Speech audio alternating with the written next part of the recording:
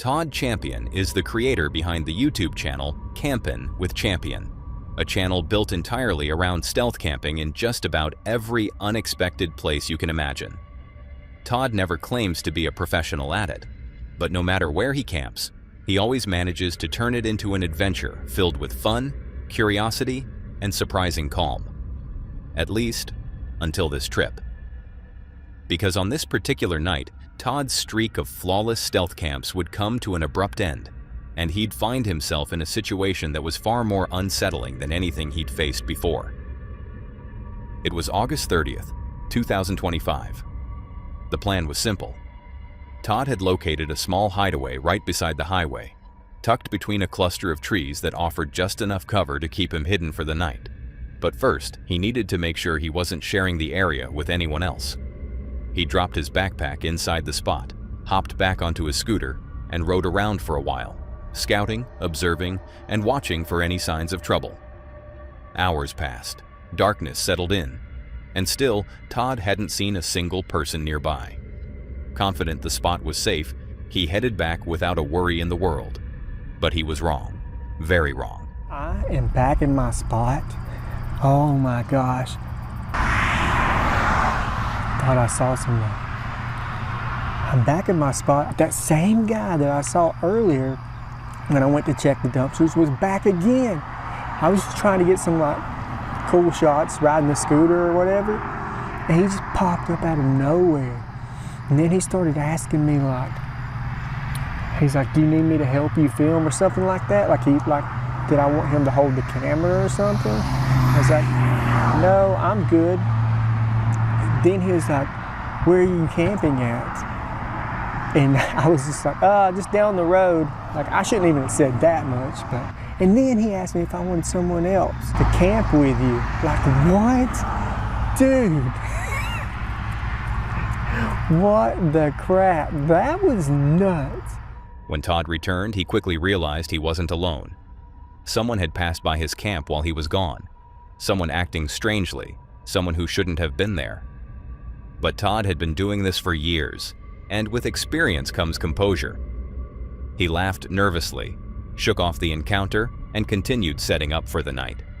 Once settled, he pulled out his gear and got ready to cook.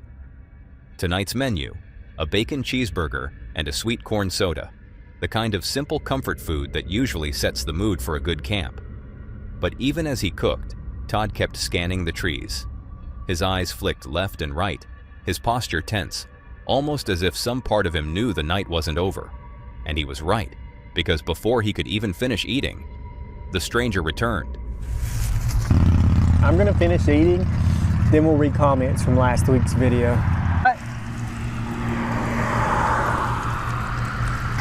That guy's back.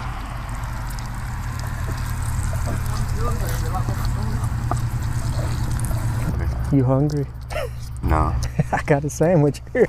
I will just walk around until daylight. Really? I'm back 5 times in my life. I've been stabbed, I've been hanged 3 times. Each time they hang me around about dead when I cut the road. The same man crawled straight into Todd's hidden campsite, slipping through the entrance on his hands and knees. But this time, the situation was far more disturbing.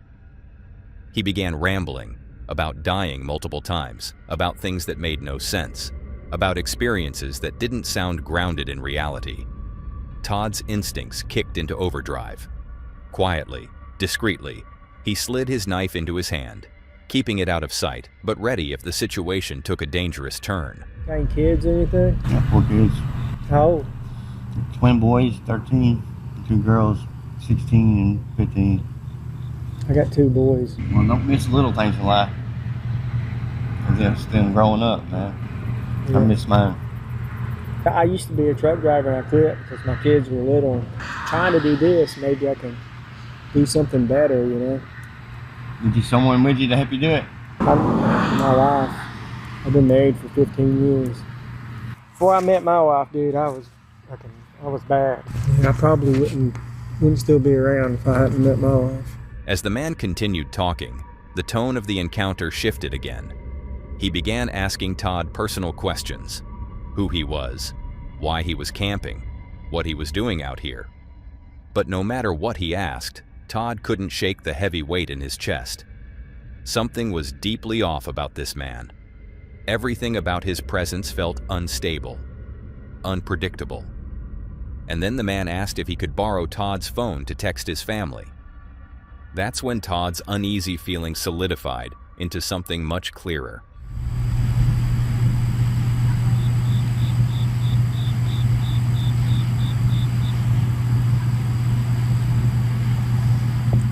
That way. Really? Or if they call. Good meeting you, brother. With trembling hands and a bent, contorted posture, the man typed out a message, murmuring to himself the entire time, drifting between sentences, thoughts, and unsettling commentary. It felt like an eternity. Nearly 20 minutes later, he finally stood up, gave Todd's camp one last lingering stare, and wandered off into the darkness, still mumbling to himself as he disappeared. So he just left. I'm packing up my stuff and I'm getting out of here. We talked for a while. He seems like a good guy, but there's no way I'm staying here now. No way. I'll check back in once I get packed up. He came back again while I was packing up. Just showed me some little fan, rechargeable fan thing he had. It was really small. It's kind of neat. But I can see him walking down the highway now. I'm getting out of here. We'll talk more once I get somewhere I feel safe. Todd immediately began packing. There was no chance he was sleeping there now, not after the man had seen exactly where he was camped. But before Todd could finish gathering his things, the stranger returned one more time. Fortunately, it was brief. The man simply said goodbye and proudly showed off a tiny handheld fan he was carrying. After he left, Todd confessed to the camera that he actually felt bad for the guy. He'd even offered him something to eat, though the man declined. Still, despite the sympathy, Todd never let go of his knife. He kept it visible, making sure the man knew he had it, just in case. The encounter ended without violence, but the next day, Todd looked the man up online, and what he found was deeply unsettling. Because since that happened, I was actually able to look the guy up, and I found some charges from last month where he was arrested. So I'm thinking he probably had just gotten out of jail and was wandering around. He may not be completely homeless, I don't know. But he told me he had PTSD, and then sometimes he didn't know what he was doing, like he would lose control, thinking he was in war. Said he'd been banned from Walmart for having episodes in there, so it's like I couldn't, I really didn't want to be out there with him if he goes into one of these episodes. I have no idea if any of that was true or not. All I can do is take him on his word, you know? Whatever Todd discovered confirmed just how dangerous that encounter could have become. Thankfully, he packed up and left before anything happened. But this experience became a chilling reminder. When you're stealth camping, even the quietest nights can take a turn you never see coming, because you never truly know who you might meet out there, or what state of mind they might be in. But Todd's night wasn't the only one that spiraled into something darker than expected, because another traveler found himself stepping into a place where danger waits quietly in the shadows, and his night would take an even sharper turn. And that adventurer is Brendan James, the creator behind the YouTube channel Brendan Explores. Has always been drawn to unfamiliar places. It's a lifestyle built on curiosity, risk, and the thrill of discovery. But in this particular video, his journey takes him somewhere different. A place with a reputation that lingers long after the sun goes down. Jaywick, a coastal town known more for its warnings than its welcome. What began as a simple plan would turn into one of the most unsettling nights of his life. Brendan set out intending to explore Jaywick, stealth camp for the night, and continue his adventure the next morning. But what waited for him there would challenge everything he thought he knew about staying safe on the road. Our park up for the evening is just around the corner, apparently. No way. Why don't we just stay down here? Oh my god. Look at all that. Sounds like a flipping bonfire or something. And there. Looks like a few of these bins have been set on fire a few times. Look at the rubbish. Well, this is apparently where I'm supposed to be staying tonight, and I don't really feel safe staying here. As Brendan approaches Jaywick, curiosity battles unease. There's something about the atmosphere, the rundown homes, the empty roads, the sense of abandonment that sits heavy on his chest. His eyes scan every detail, searching for reassurance he never quite finds. He parks, still uncertain, but determined not to give in to his nerves. I'm very aware that I don't really want anyone to see me logging or setting up camp for the night. We'll go and see what the restrictions are in this parking spot, but I feel a lot safer here than I would have done at St. Christopher's Way. That looked like a bit of a dodgy street, that. First off, let's go and check what the parking restrictions are, see if we can stay here overnight. He begins setting up camp, trying to fall back into the familiar rhythm of his routine. But the quiet feels different here. Thicker, stretched out, almost expectant. He keeps checking the windows, watching for any movement at all. His instincts whisper at him, but he forces himself to stay focused on cooking and settling in. Look at that! Look at that! I can taste the coconut and almonds there. Ooh, that's got a bit of a kick to it. Right, let's get a nice big chunk of lamb. Bit of rice.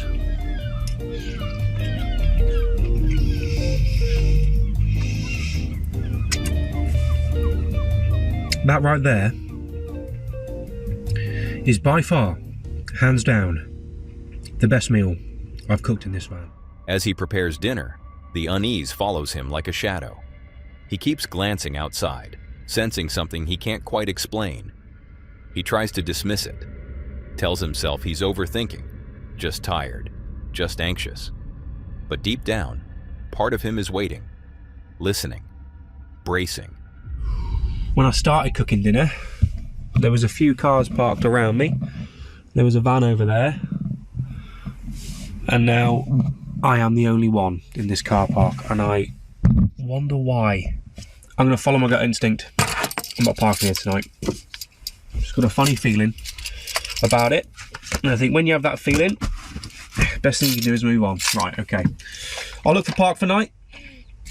Find a lovely little spot that isn't too far from where I am right now, and see if I can get my head down for the night. I don't think I'm going to be able to relax properly here. After scanning the area one last time, his instincts sharpen into something louder, clearer. Move, leave, find somewhere safer. And so he does, unaware that the decision will lead him into something far worse than the quiet tension he felt before. Right, after traipsing around for the last 20 minutes to half hour trying to find a spot, there's apparently a quiet little park up at the end here, maybe. This'll do me. I'm alone, but I mean, there's no other houses around me, so it's not as if I'm alone in a housing estate. It is literally pitch black. I don't think you can see much out there, but it's absolutely dead quiet. But thank you ever so much for joining me. I will bring you back in the morning and I'll show you a proper look at this place. Couldn't really see much when it's pitch black, but yeah. I appreciate you joining me for this adventure. I hope you've enjoyed the video so far, and stick around next week as we explore a couple more places on our way back to Shrewsbury. I'll see you in the morning.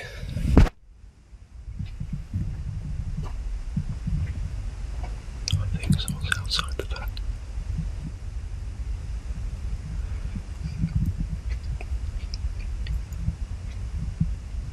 Half-past 2.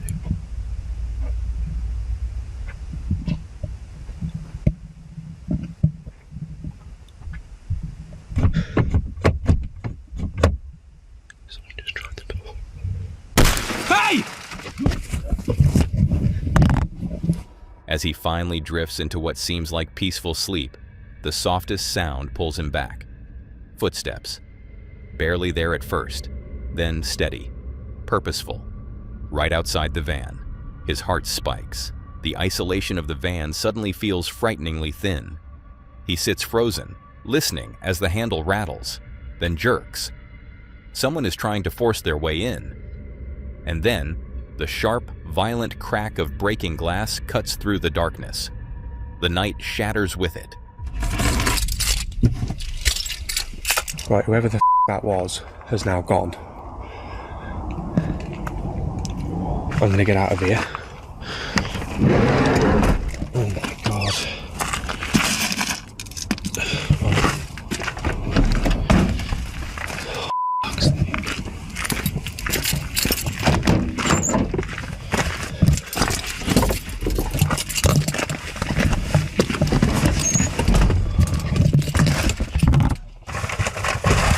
Where's my phone?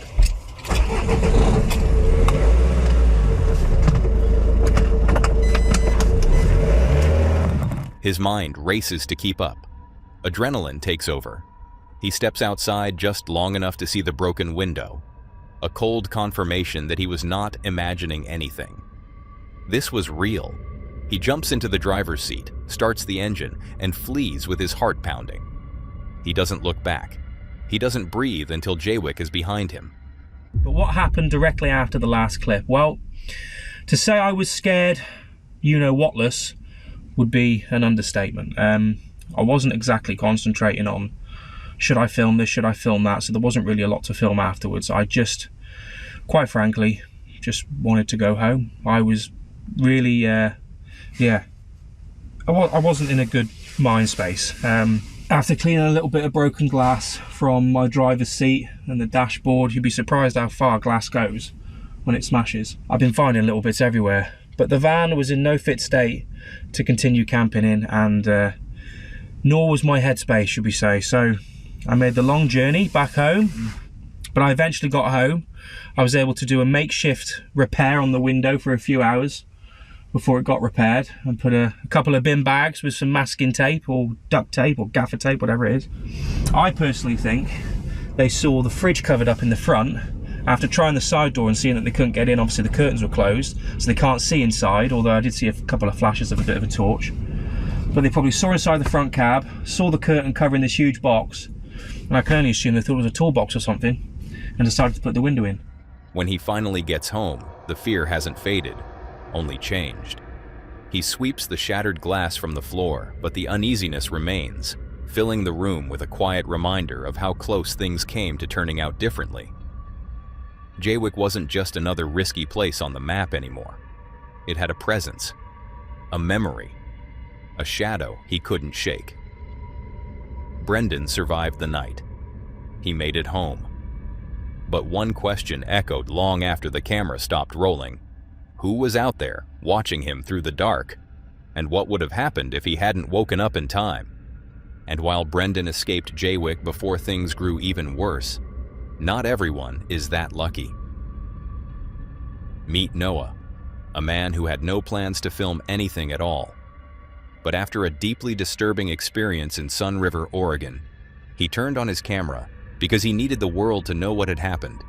He thought he had found the perfect isolated spot in the woods to spend the night, but someone else had found it too. Someone who waited for him to fall asleep. So I was originally not gonna make this video just because I don't really have my setup or anything yet. But a few days ago I was camping in Sun River, and what I thought would be a good location to pull over to the side of the road in like this forest area and sleep, which I thought no one was really around, turned into someone trying to creep on me. Incredibly, Noah captured the entire event on his GoPro. The video is nearly pitch black, but the audio speaks for him.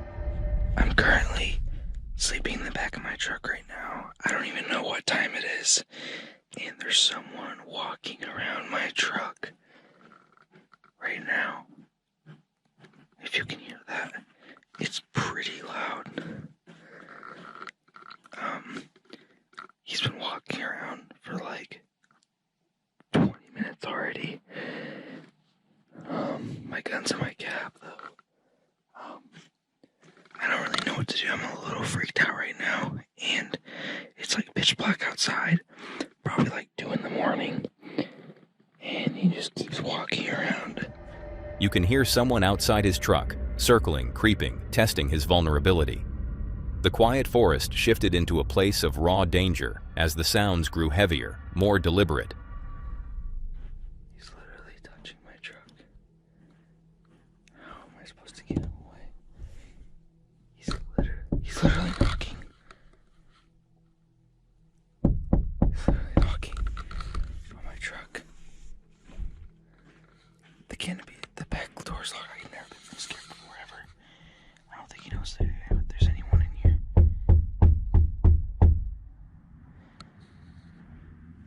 I'm so scared right now. I wish I brought my gun back here. He keeps walking around. I don't get it. I'm like, how is he not have noticed? Doesn't make any sense. I'm gonna try to see if he goes away eventually. We'll see. He's literally peeking through the door right now. The banging rattled the air around him. The footsteps came closer. It was clear someone was trying to find a way in, not just passing by, but trying. Every second of audio recorded the unmistakable presence of another human being in the dark. So I'm back home. This is the day after. He was trying to peek in my truck quite a bit with all these marks. I didn't even notice until I got home. Handprints there, a lot of scratches, stuff like that. Dragging his finger on my side of my truck. Whoa, looks like to be trying to get inside my truck. That's really all I could tell from when he was walking around. That's new. Don't know how that got there. More handprints trying to get in my truck.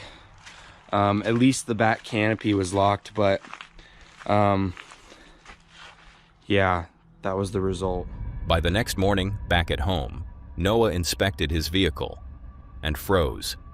Marks, damage, evidence, proof that the stranger had been methodically attempting to get inside. The realization hit hard. Had he not woken up? Had he not stayed silent? This story could have ended very differently.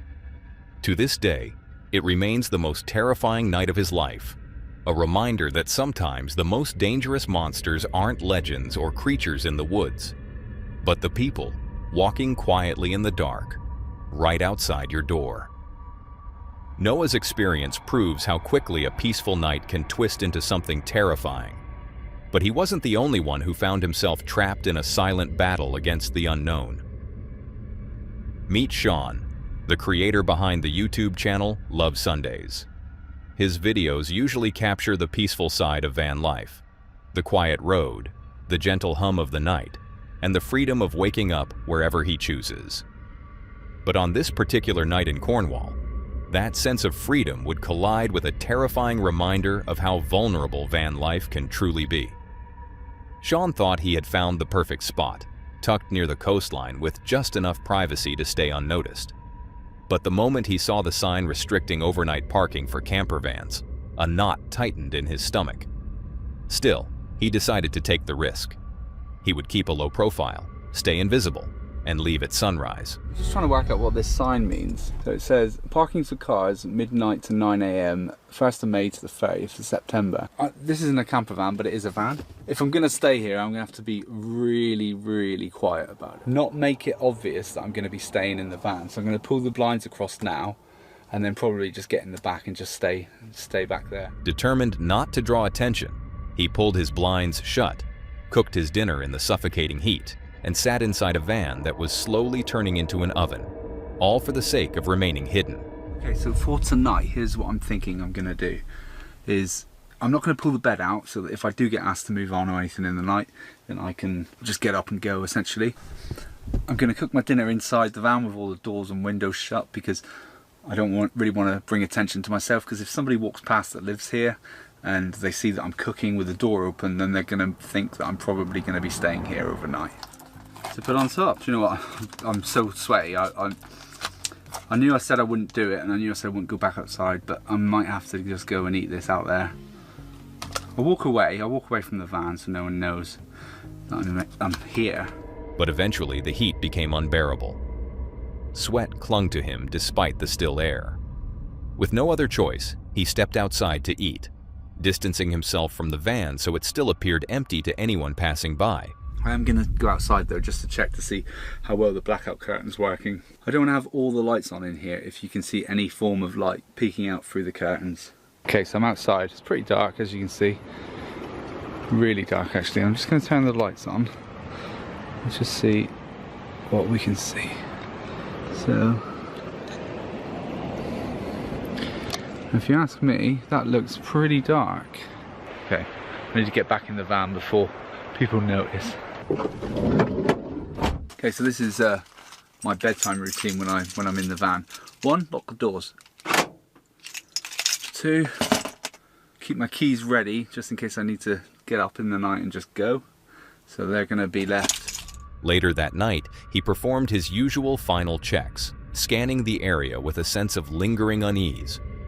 When everything seemed still, he locked the doors, placed his keys within reach, and settled in for the night. I just heard something outside.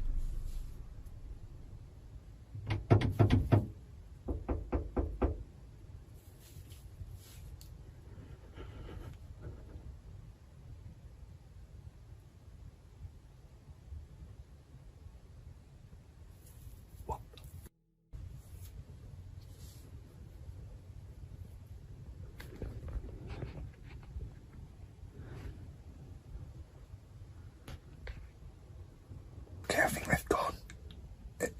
They literally tried to get in the van. It wasn't just a knocking, they were trying the handle. He had no idea that this would be the moment everything changed. In the dead of night, Sean was ripped awake by the violent sound of someone at his door. Not just knocking, but trying the handle. Hard. Repeatedly.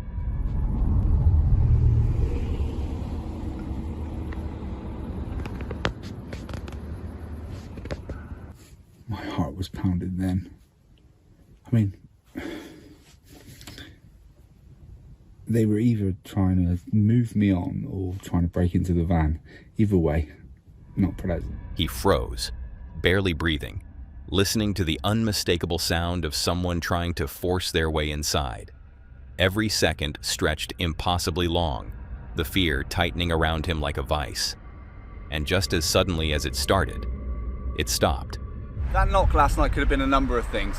It could have simply been somebody trying to break into the van. It does look like a builder's van kind of from the outside, so they might have been trying to break in and get some tools, but then if that was the case, then they probably wouldn't have just tried the doors. I tried to be really stealth and not let anyone know that I was staying in it, but you know, maybe it's the roof deck that gives me away now. But I'm not getting rid of the roof deck because mornings like this are just fantastic. He eventually dared to peek outside, finding nothing but darkness and the hollow quiet of a night that no longer felt safe. The rest of the night passed slowly, every noise amplified by fear. He never learned who tried to break in, whether it was locals trying to scare him, thieves searching for tools, or someone with darker intentions. But one thing is certain: that night in Cornwall left a mark. A reminder that even the most peaceful journeys have shadows waiting at the edges. And with that, we head straight into this video from Will, the creator behind the channel, Will's Whereabouts. He spent years exploring remote locations across the UK, finding peace in solitude and quiet landscapes. But during one particular night at Box Hill, he would learn that even familiar places can turn unnervingly hostile. The evening began calmly. He and a friend cooked dinner and enjoyed a walk before returning to the National Trust car park he had used countless times before. I think this will do for tonight's stealth camping. Anyway guys, welcome back to another video. Earlier, as you saw, I cooked and had some delicious fajitas with a friend of mine. We went for a walk and then we were starving hungry, so I ended up having a nice early dinner, used my outside cooking platform, which a lot of you guys probably haven't seen because, to be honest, I haven't used it a lot because the weather just hasn't been nice for it. The area felt safe, known, embraced by dense forest and gentle stillness. Anyway, as I was saying, I am in a very familiar place. I actually used to live in this area with my parents a good few years ago now, and I used to work at a restaurant just round the corner, which is where I had my first ever job when I was about, how old? 16, 17 years old. Nah, what's this plonker doing? I'm in the beautiful countryside of Box Hill, which is in the Surrey Hills in the south of the UK. Tonight I'm actually going to be sleeping in the National Trust car park. But as night settled in, the atmosphere shifted. Cars began drifting nearby, engines roaring through the darkness, shattering the peaceful facade he trusted. I'm literally parked as far back into the forest as I can. There's a few other cars in this National Trust car park. I think there's probably people just having sex in cars. Time to lock this front door, because I don't want anyone thinking that I'm here for a good time, when all I really want to do is just go to sleep. The only door that isn't locked is the boot, because I can't lock it. Even worse, Will was trapped inside the car with no easy way to leave, and that vulnerability grew heavier by the minute.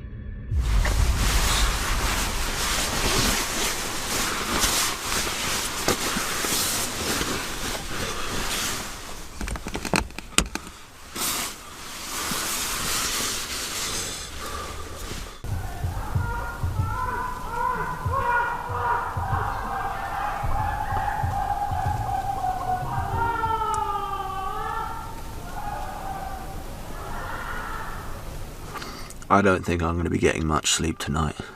There are people about 100 meters away, blazing music out.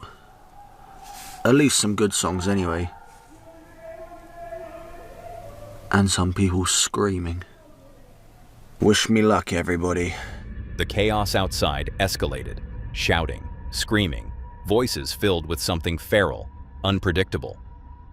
Will listened, powerless, hoping desperately that whoever they were, they wouldn't notice him. Morning, guys.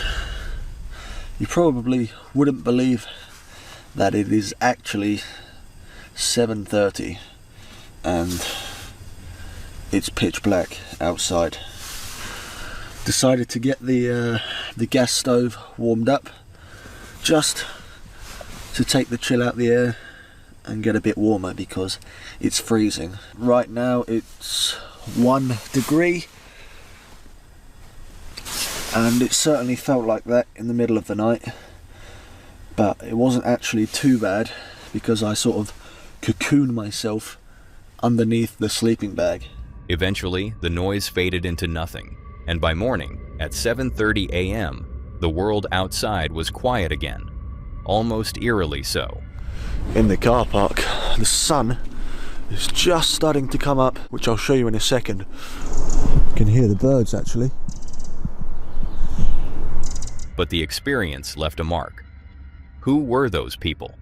Why were they screaming deep into the night?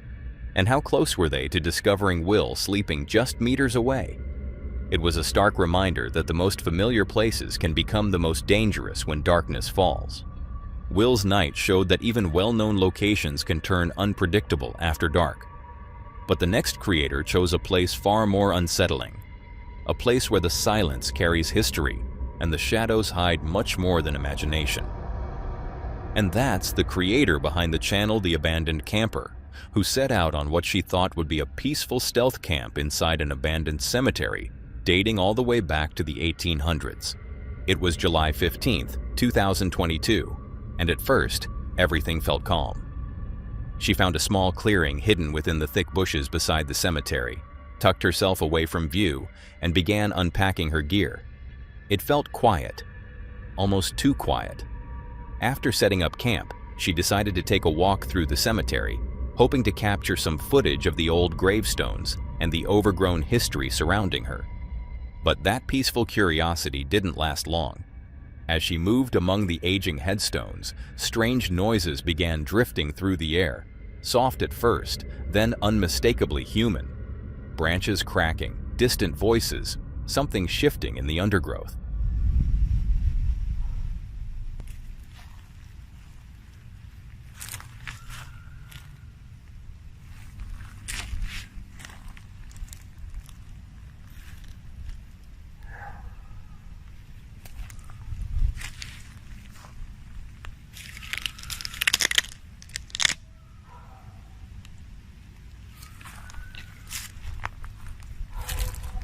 Her instinct told her she wasn't alone, even though she had convinced herself that no one would be wandering through an abandoned cemetery at dusk. But as she made her way back toward her hidden campsite, she spotted them, a group of kids in the distance. They weren't close, but close enough to notice her. Close enough to make her question whether they were simply passing by, or whether they were watching. She tried to shake off the unease, telling herself they were just playing. But the feeling continued to stalk her from every direction. Okay, so that dog kind of ruined it. Not ruined it, I shouldn't say that. The dog barking, I didn't want to disturb anybody, especially since I'm not supposed to be here. So I think I'll finish my exploring tomorrow morning. And because there seems to be still a lot of stuff here. Then came the screams. Sharp, echoing through the trees, getting louder, getting closer. The kind of sound that crawls under your skin and forces your senses to stay on edge. With every step, she kept her camera running, stealing constant glances over her shoulder, terrified she might see someone following her through the graves. I'm gonna keep this recording, just in case. But I'm also gonna stop and find out what they're doing, if they're actually watching me or not.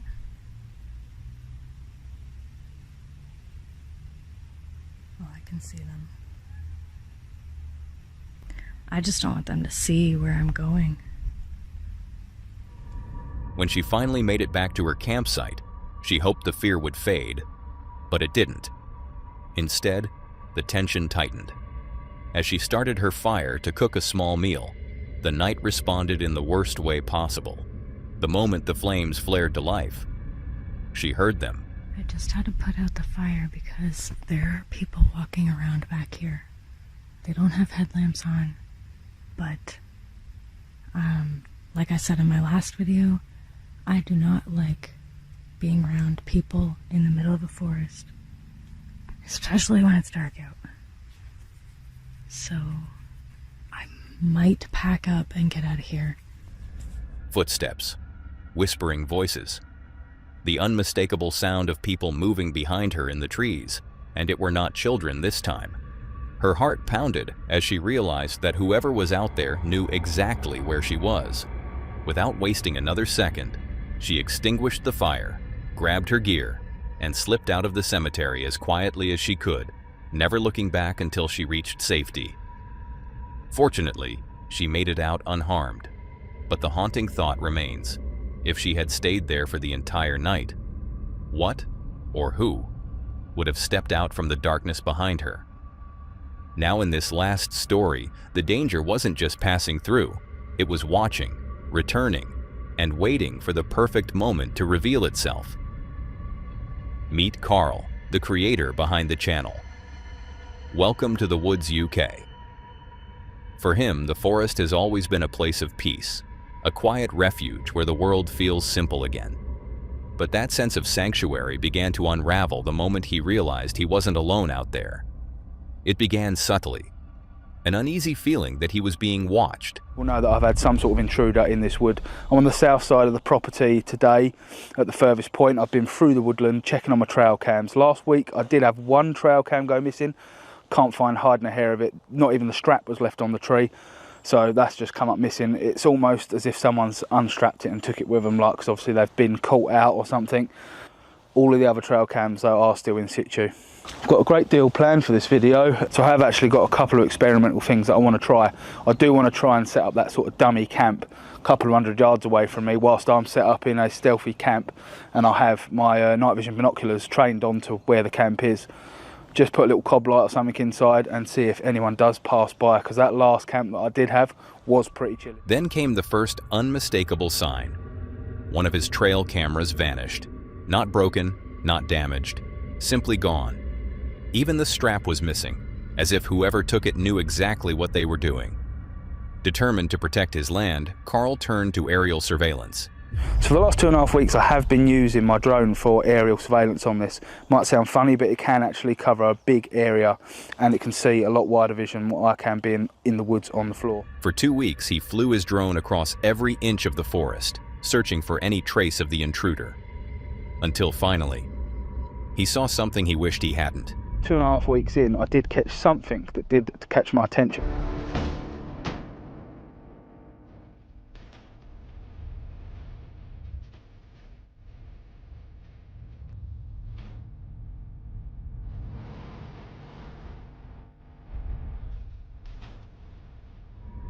A human figure moving through the trees, a place where no one should be.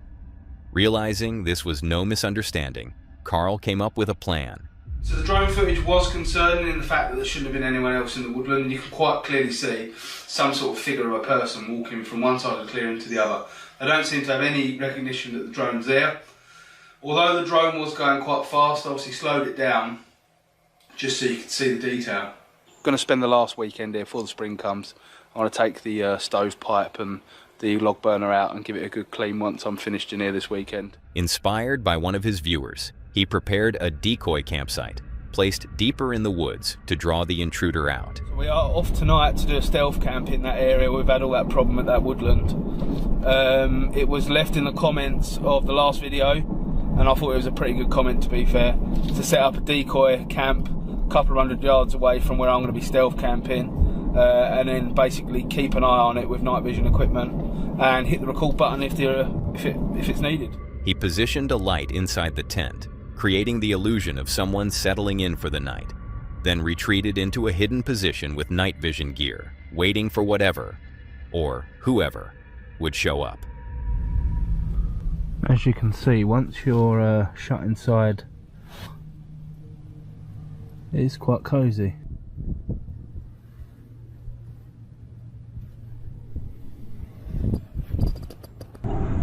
This is just a test on the decoy, which is a good 120 yards off the edge of the woodland. As darkness consumed the woods, Carl listened, every sense sharpened. Then suddenly, I'm going to keep this light as low as I can, but it sounds like a woman shouting or screaming. Jesus. Jesus. The hell is that? What the hell is that? a sound tore through the forest. Not footsteps, not branches, but something far more disturbing. A scream. A horrifying, unnatural scream that froze him in place. He switched to night vision instantly, desperately scanning the trees. Switch over to night vision, 1 second.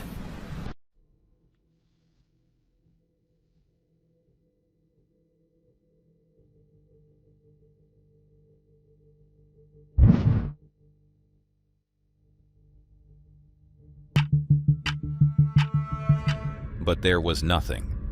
No movement, no figure, no explanation. Just silence.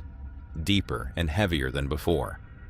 Well, I must say I have no rational explanation for what the noises were last night, but that was where it ended. There was no more noises or anything like that, thank God. That's not to say there isn't a reasonable explanation for it. It might be an animal that I just haven't heard before. I can't think of what one. So I'm definitely up for camping in this spot again, but next time I'm going to actually bring a tent with me and a few more sort of creature comforts with me and have a bit more of a good time rather than sitting in a little corner huddled up. By sunrise, Carl still had no answers. He had set out to catch a trespasser, but what he heard didn't feel human. Was someone using psychological tactics to scare him? Or did something older, something belonging to the woods long before he ever arrived, make itself known that night? Either way, the forest hasn't felt the same for him since.